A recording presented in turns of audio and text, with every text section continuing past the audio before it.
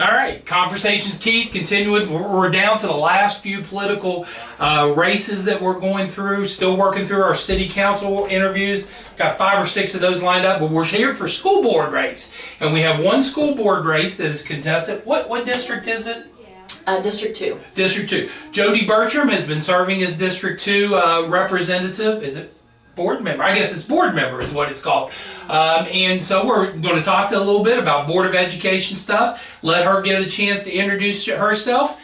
Same way we've started all of them. Tell them who Jodi Bertram is. Okay, well, I'm Jodi Bertram. Legally, I'm Joileen Bertram, but only my father, my brother, and my creditors call me Joileen. Everyone else calls me Jodi, and so I live out on Miller Road off 22 East, and been married to Rob Bertram for 27 years, and we have a wonderful daughter, 15. I have a stepson, Dirk Bertram, and daughter-in-law, Lindsay Bertram, and 4 beautiful grandchildren. And as I've said before, with David Fields in here, Rob Bertram is part of the greatest class ever at Pendleton County High School, 1983. There you go. We're not proud. I did grow up in Bracken County, and I did graduate from Bracken County in 1986, so that ages me a bit. But yeah, so a little younger than you guys. So you're still a baby. I'm still a baby. Yeah, absolutely. I'm about to turn 50 this year, next month actually. So yeah. Well, that's funny because Jana, I won't say what she turns in December because I'll get in trouble next month also. Okay. So yeah, let me ask you a quick question because this is one of possibly my all-time favorite song. Where did Joileen come from? The name? Yeah, it wasn't from the song. I think Dolly actually came out with that a little after I was born. Okay. So, and I just saw something on it recently of how she wrote that song, but it wasn't after me. Okay. And I wasn't after it, so. It's funny, my son just graduated a couple years ago, and I introduced him to that song, loves the song. Of all the songs, it just, not really a this generation song, and he absolutely adores that song. Yeah. Well, let's go ahead and, sure. Go ahead and tell, beyond graduating from Bracken County, you graduated in 86, what have you been doing since graduation? Yeah, so I've actually done a lot of things throughout my career, mainly been in sales and sales management. I did go to Center College for a couple of years. I didn't graduate from Center, and that's probably one of my biggest regrets as I look back. But for personal reasons and for financial reasons, I just couldn't continue, and so went out in the workforce right away. And but most recently, I worked for a big bank out of, it's actually headquartered out of the Midwest, and so I specialize for the bank. I'm a vice president, and I specialize in accounts payable automation and accounts payable products, and I work with mid to large businesses, and anywhere from 100 million in revenue to wow. $5 billion in revenue. So. And you have to travel with that job, right? You travel a lot? I do. In fact. Basically this last year through a reorganization, my travel has been fairly limited to northern Ohio and parts of Kentucky, but still go out to Kansas City quite a bit, and some trips to Michigan and Minnesota as well. So now Kansas City's known for its barbecue. They barbecue. They are. There's a great place out there where I first experienced their barbecue, but they also have this cheesy corn. And I thought I was eating macaroni and cheese at first. I didn't realize it was cheesy corn, but it is delicious. If you ever get out there, I forget the name of it. It's the most popular barbecue place in Kansas City, but cool. The cheesy corn is good. It's good. You'll have to get the recipe. Yeah, absolutely. I love barbecue and I love any food, obviously. So, anything else? Any other things going on?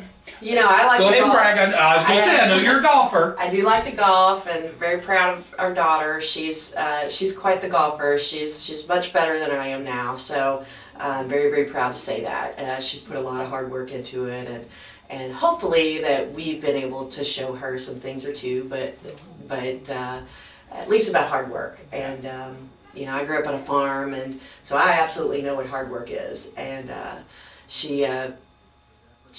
I believe she does too now.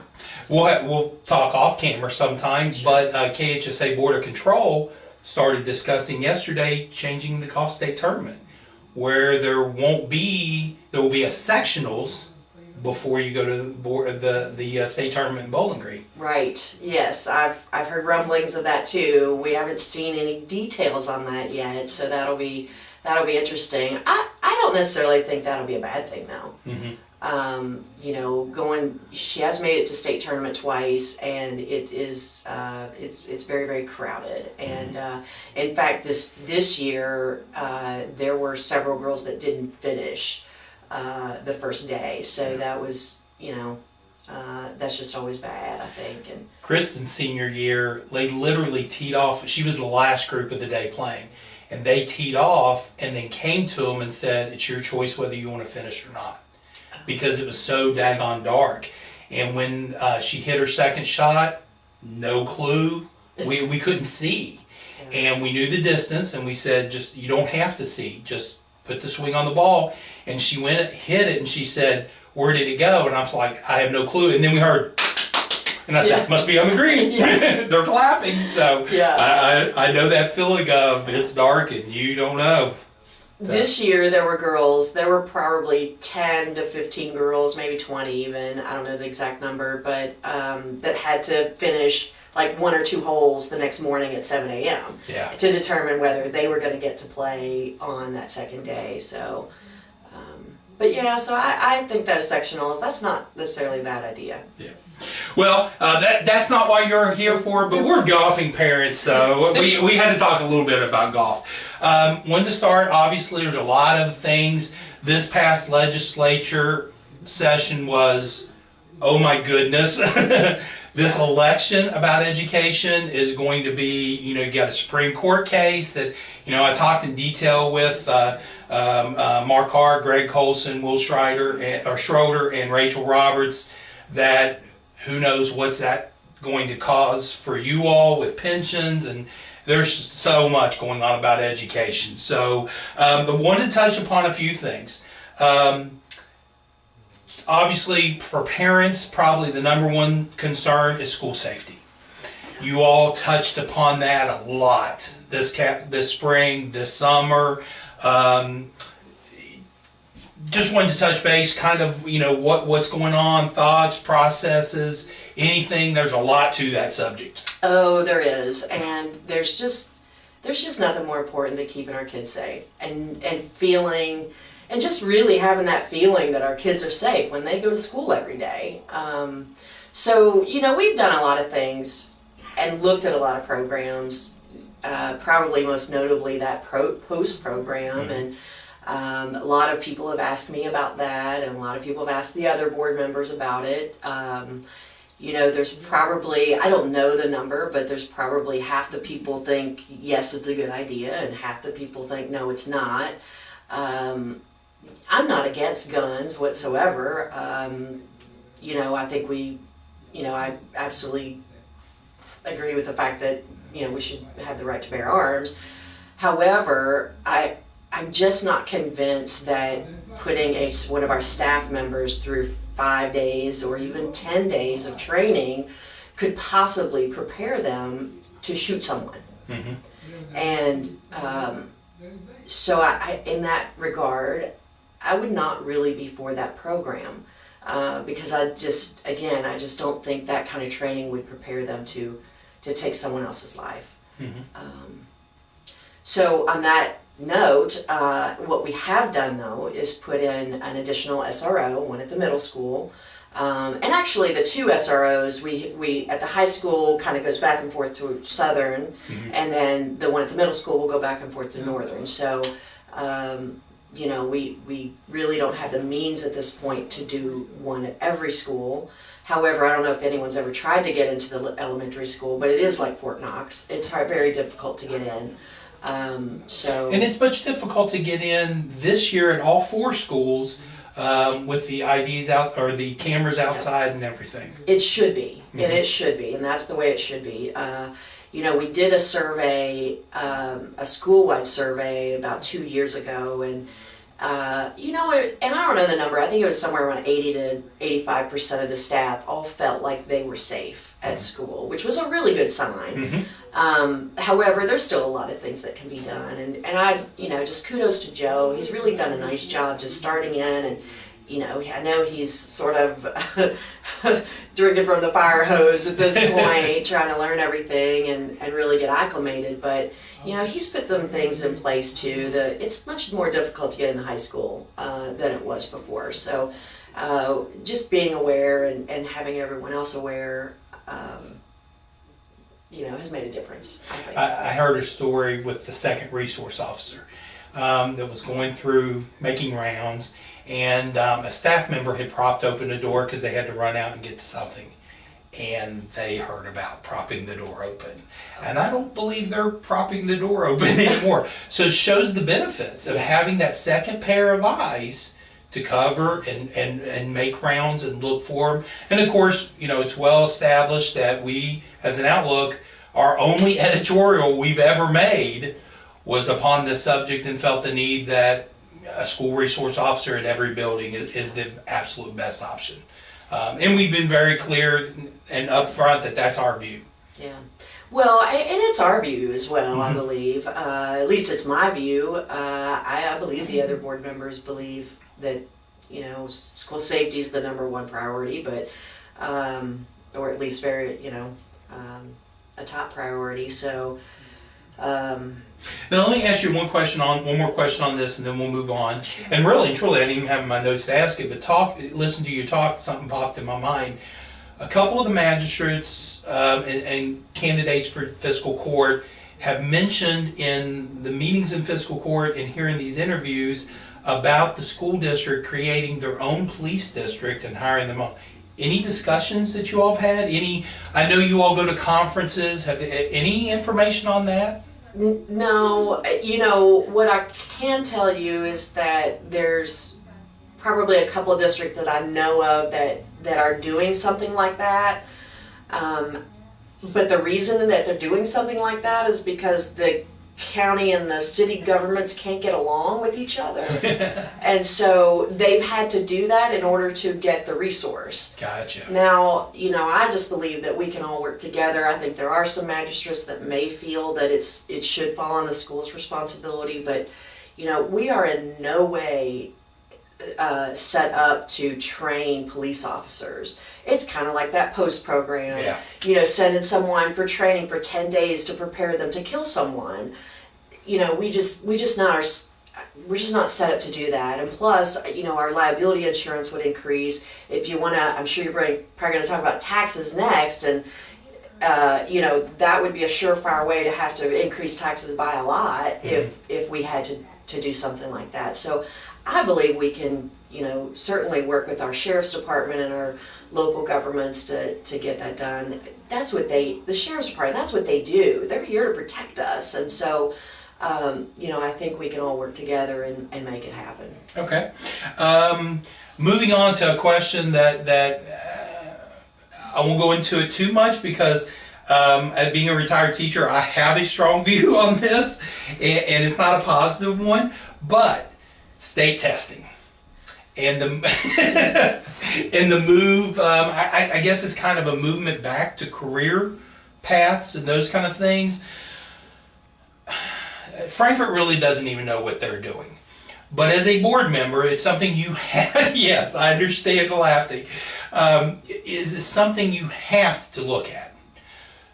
So kind of, you know, as a board member, when you hear all these stats given to you, numbers and all those kind of things, what is your view of state testing? You know, I don't really put a lot of stock in that in those standardized tests.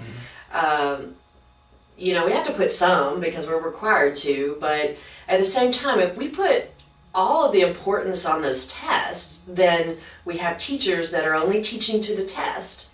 And so a kid can, you know, memorize and learn to that test, but what are they really learning? The important thing is that our kids can go out and be productive citizens. that's what we need to be teaching our kids. And I think that's the most important thing. And, you know, it was 2 years ago, or last year, we had a 100% graduation rate. That was huge. You know, I think we were real close to that. We were in the high 90% last year, or this year. So we still have some folks kind of coming in getting diplomas too. Some do that online and things like and other avenues. But so we'll see. The year's quite not out yet, so we may be able to get that 100% again. But yeah, in terms of the standard, they're always changing them, and all we can do is the best we can, and all we can ask of our staff and our teachers is that they do the best they can.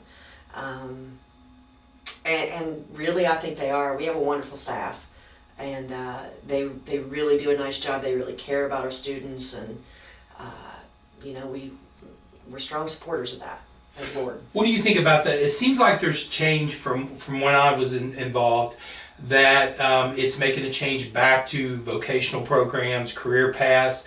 Do you think that's a positive move that needs to be done?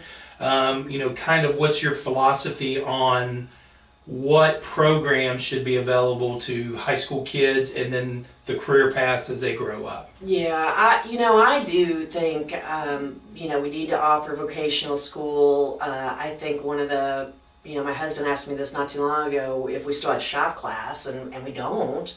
You know, that was a, you know, just a big class for him. It was something he really enjoyed, and you know, 27 years, I've never called a repairman, and part of that's thanks to those shop classes he took at Pendleton County High School. You know, but he was just a And how much money has that saved you? Oh, I mean, loads, really. And but you know, he was maybe one of those, you know, different kind of kids. You might attest to that, but you know, it was something he really enjoyed. He was really you know, really good at it. But I think we do need to offer those kinds of things. We need skilled labor. We don't necessarily, you know, need everyone to have a college degree, although it's nice to have. And if that's, you know, your chosen profession, it requires that, then that's what you'll need. But you know, we need tradespeople. There's a huge shortage, so lots of factories are looking. And in fact, I work with lots of big businesses every day. And another thing, I just met with a large trucking company, and truck drivers, you know, most of the truck drivers are in their 50s right now. So yeah, you know, they're looking at a huge shortage of truck drivers coming up, and what is that going to do to goods and services? Because what they're going to have to do to attract those younger people into the truck driving business or trade, they're going to have to raise prices, because they're going to have to give them more money and pay them more money. So that's going to in turn raise prices on our products and services. So, you know, it's happening, and it's going to happen when, you know, we get old. Yeah, absolutely, absolutely. As you look at these state testing scores and all the different things that go on, I wanted to talk real briefly about explaining to the viewers what is a role of a board member as you go about making decisions and you looking at those kind of things, and maybe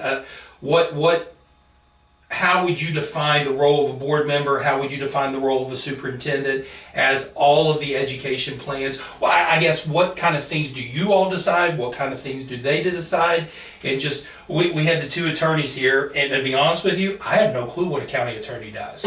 So it was very informational. This is kind of the same thing. Yeah. A lot of people don't know what a board member is. So what is the role? What things do you do? What kind of things do you decide? So well, there's really only a few responsibilities that a board member has. Number one is hiring and firing the superintendent.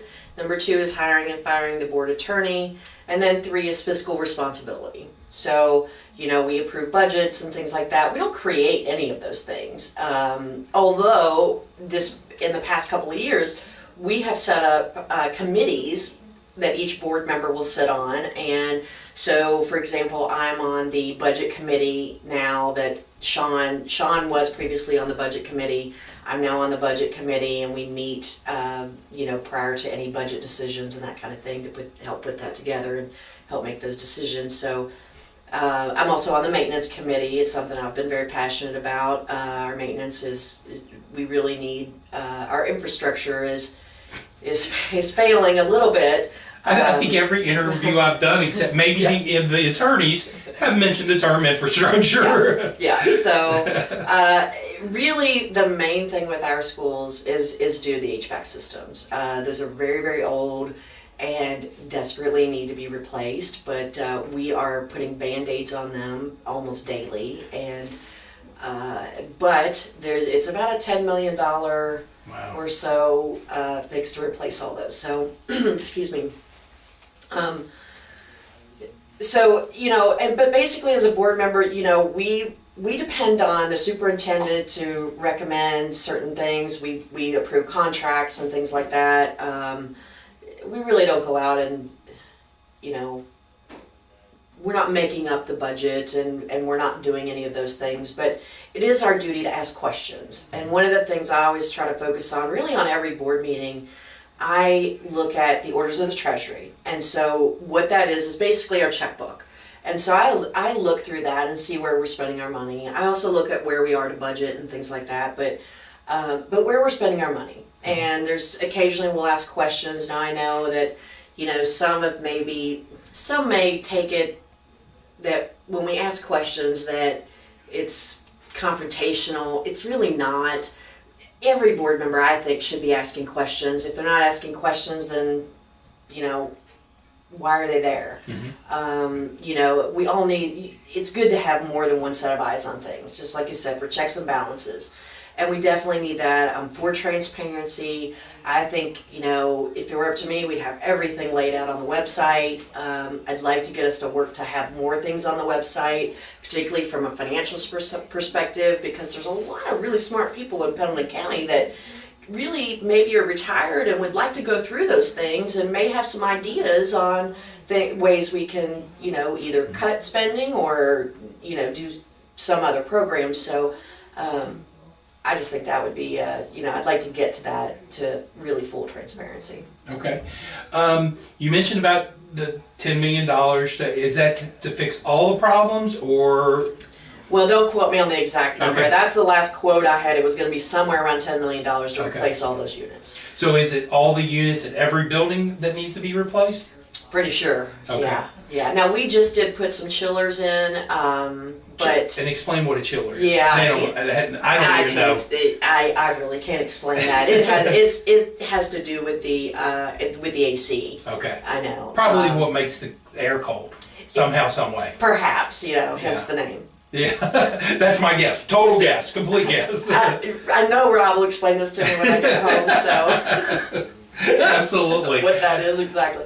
And Rob, when you get on the Falmouth Outlook page, you can post an explanation of what a chiller is. How's that? Well, this is another reason, and I'm really sad that Elmer Oots is not running again, because we really had a great board with Karen and Sherry and Elmer and even Sean, with Sean's experience in nursing and healthcare. I'm more in the financial business world. Elmer was in, plumbing, of course, and knows a lot about maintenance and these AC units. And then, Karen and Sherry just bring a wealth of knowledge from their school experience, Karen being a counselor and then Sherry being a teacher. So, we all really had different perspectives and really, I felt worked really well together, and I'll be sad to see them go, and, excited for the new board members to come on board. Absolutely. Actually, you mentioned it earlier with the tax rates. Obviously, if it's $10 million, there's some way you got to fund it. Right. And cutting textbooks is not going to get $10 million. Right. So, what are the options available to a school district in funding a project like that? Well, so, that will be it's going to be a capital expenditure, of course. Would come out of that 302 account, or 320 account, excuse me. I don't think we would be up for the state paying for that. They will only pay for a project that maybe hasn't been looked at in the last 20 years. Okay. And so, we've probably done some things by them just doing those chillers. That was one thing that hadn't been done. So we were that was the reason we were able to do that. They cover that bond payment basically. Okay. So.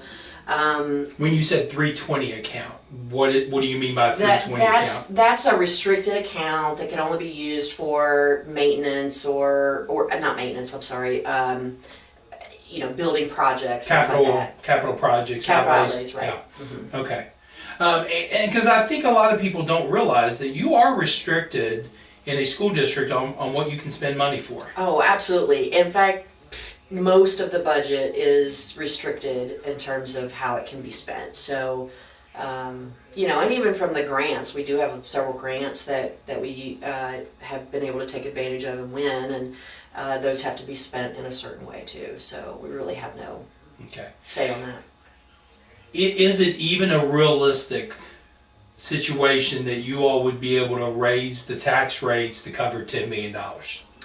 No, not really. That's what I thought. I think we can. I think we can put band-aids on it though, and fix it until I think our next bonding capacity would be in 2023. Mm-hmm. I don't know that we'd be able to do a $10 million bond at that point, but we would be able to do something in 2023. So heck, go back to the way I started teaching. We all had window units. Yeah.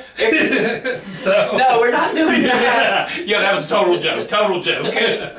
Or back to when we were in students, we opened a window. Yeah, well, we didn't have air conditioning when I went to high school, so we had to stick it out. And then we had the heat where. If you were lucky enough to sit by what are those called now? The radiator. Yes, type, the radiator. We had radiator heat. Yes. You'll have to ask Rob. And for those of you who know, Mrs. Van Laningham's room at the old middle school was above the kitchen. Wintertime, great classroom. Yeah. Summertime, not so great a seat because you got all that heat from the cafeteria, the kitchen, not the cafeteria, the kitchen, which was right below it. Another financial thing that comes up a lot of times, and we, it's long been a struggle, not just for Pendleton County, but for a lot of rural districts. Bus drivers, sub-bus drivers, substitute teachers, and even teachers whose salaries are below neighboring counties, and then they move north. A lot of times we lose them north. I don't think we lose much east, south, or west, but we lose them north. Walk us through where that stands, what you all have been trying to do, maybe what you're looking to do. Well, so part of that's a big question, and I don't know if I can explain it all right here today, but part of what we did with the increase last year, we we sort of evened out that salary schedule, at least for teachers, and even the classified, we evened that out as well. What do you mean by even out? Well, I know, I just said that and I recognize I just said even out. Sort of made it more competitive. Okay. We couldn't really make it equal to a Campbell County or a Boone or Kenton County. It's just not feasible. It doesn't make sense for us. We can't afford it, for one thing. And just for you all know, the reason really can't afford it, if you look at the property tax, which is where the school district gets most of its local funding. Of course, you get state funding from SEEK and some federal funding, but it's property tax. And if you just look at Campbell County with a Walmart, a Conn's, the tax base they get is so much greater than Pendleton County. So they get more funds if they're able to do those things. Yeah, and I think right now they're probably a nickel less than we are on the $100. I think we're maybe 66, 68, and they're at 63 or something like that, or 64. So they're a little bit less, but again, if you look at the business they have, and they're collecting a lot more money. Of course, they have a lot more students than we have as well, but at the same time, but on the other token, they're not getting as much SEEK money either, mm-hmm. because they have such a rich tax base. So, and that's always going to happen. I mean, people aren't going to go really probably east or south or whatever just because there's no easy way to get there, mm-hmm. from here if they live here. But it's probably always going to happen. They'll move, and we'll have people move in too, and Hopefully the idea is we want to attract and retain talent. We have lots of talented teachers. I mean, we recognized, I forget, there were probably 6 or so that this past year that are celebrating 25 years or more with Pendleton County. So that's a lot to be said for that. We have a lot of tenured folks. Joyce Carson was in here interviewing earlier this week. She retired after 31 years of teaching, then came back as a sub. This is her 44th year teaching in Pendleton County School District. That's a long time. Yeah, well, bless her heart too, and thank her for that. We are very short on substitute teachers right now, and we could definitely we definitely need her to continue subbing, if she will. But it's just one of those things. We're doing the best we can with what resources we have, this year it was, in fact, the allocation formula. Yeah, the allocation formula actually didn't call for counselors at the elementary schools, and so. Before you go, what is an allocation formula? So the allocation formula is based on the number of students at each individual school, and so for example, if Northern has more than 500 students enrolled, then they would be allocated both a counselor and an assistant principal. And so in this case, and there's a formula that someone came up with, and I think the one we're using maybe Dr. Strong came up with, but it's to kind of make sure that we have the student teacher ratios are within the state guidelines. And actually we try to make those a little better, at least from the elementary, the kindergarten, the really young age, because I think that's even important to have a better ratio, a smaller ratio, so they can give more individual attention. But so we try to do that with that allocation formula. And so this year, again, that allocation formula didn't call for a counselor. So, pretty much that was back in March or April.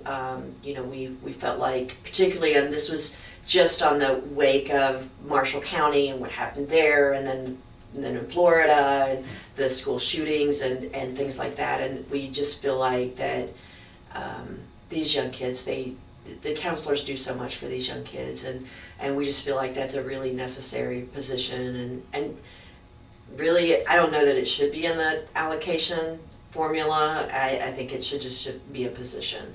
And but I think it was on Dr. Strong's recommendation that if we were to allocate a counselor for those schools, then we would need to increase the budget. The budget had been set, at least the first budget, and so we would have to increase taxes. So he actually planned for that tax increase back in March or May to pay for that counselor. And so if you ask, someone asked me about running, and they said something about stop raising my taxes. This year we had to for that. Last year it was because these salary schedules that you had just asked me about. We were trying to shore those up to make sure that we were competitive, and so those two increases, that's what those paid for. And, so when you all, now the year before that, you all did not take okay. You just took what's called the compensating, which allows you to get back the same amount of tax revenue that you had the previous year. And actually that was a lower amount. Oh, if you remember. What do you mean? It actually, so the compensating rate means that, okay, just like you described, it's designed to give you the same amount of money that you had the year before. Mm-hmm. And now if property values are up, yes, then the rate actually would go down. And so that particular year, which was whatever fiscal year 16, I guess, it went down by a penny or two, I think, per 100. So actually lowered taxes. I mean, we got credit for that. Yeah, they do. Lowered taxes. But my question was going to be, so as you all make these decisions on whether to raise taxes or not, you're looking at specific issues that you can fund to before you make that decision. Absolutely, absolutely. And the decision is never taken lightly. No one is in favor of higher taxes, I can tell you that. But we are in favor of taking care of our children and making sure that they have the resources they need to get a proper education, to go out and be productive citizens. Okay. One of the questions that, and I talked to, as I did with all these, talked to several people about what do you want me to ask? And one person wanted to kind of see, and I think I kind of have an idea of this since your daughter's an athlete, but extracurricular activities, athletics, what is the important to a kid's education? Doesn't help test scores. Nope. But what is the vitalness? I don't even know if that's a word.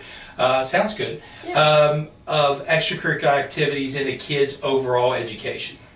Yeah. Well, first of all, it helps them be part of a team generally, and whether that's academic team or golf, or I think golf is a singular sport or lone sport. But she is part of that team, and even though they're individual scores that count, basketball, volleyball, those sports. But what it does is, our kids, our students need to, they have to qualify to be able to play in sports too. So they have to keep their grades up for one. So it kind of keeps them focused in the classroom, because if they want to do the extracurricular, they have to have the grades to do it. But those are the two really most important things. But, so it may teach them time management too. So, Definitely. If they practice after school, and football, those footballers, they practice all the time. They're many hours a week, they're on that field practicing and in the weight room and that. And so they have to manage their time to be able to keep their grades up and study and that kind of thing. So, there's just a whole host of reasons why extracurricular activities are a benefit to students. I would encourage them all students to get involved in something. And maybe you don't have to be involved in everything, but get involved in something. And, we'll work our way around the fees. I wish we didn't have the fees to begin with. It's the 30th, Tuesday. And, I've asked that of our new superintendent to try to figure out some ways that we can figure out those fees for people, because it can be a burden, particularly if you're a low income family. Just trying to make it is hard enough, much less try to get involved in extracurricular activities. So. What about like co-curricular, like an FFA, FBLA? Same thing. Those Those are all of included. those kind of things. I think those are all this. I would put those in the same category as even the sports or academic team in those. Those are still extracurricular activities. You still have to qualify to be able to participate. So from a grade perspective. So it gives them incentive to study harder. Okay. Last question I have. You're elected January 1st. We continue office. What's the biggest issue that is going to come across the Board of Education's plate over the next 4 years, or biggest issues that you're looking at and saying this is a real issue that we're going to have to address, that I'm worried about, that we're going to have to look at?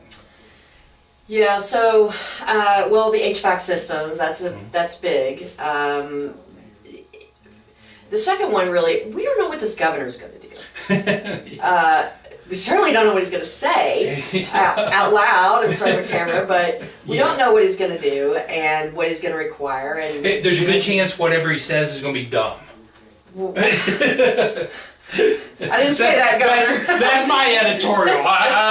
Actually, I said that to him in a press conference. That was my question. Do you regret the tone of your tweets and how does so? So I've said it to him.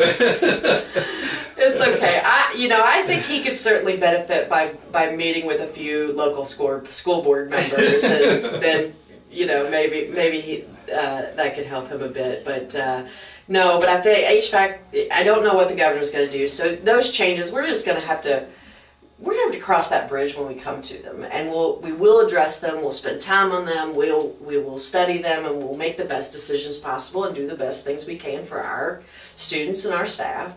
One of the things we want to do, we want to make some upgrades to the football and soccer field.